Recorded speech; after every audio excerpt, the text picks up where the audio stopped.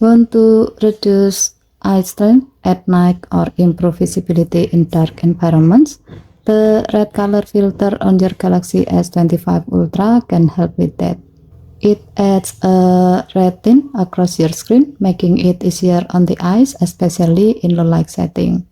To enable it, go to Setting, swipe down from the top right corner of the screen to open up the Quick Settings panel, and then tap Setting icon.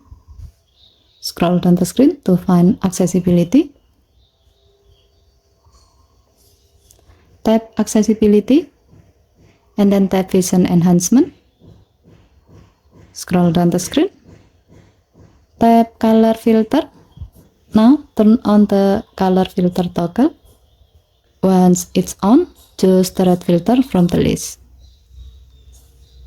If needed, you can also adjust the opacity using the slider on this menu to make the effect stronger or lighter based on your preference.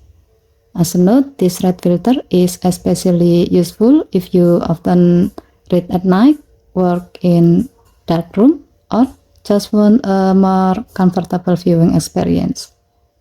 Okay, thank you for watching. Please help to like and subscribe. Have a nice day.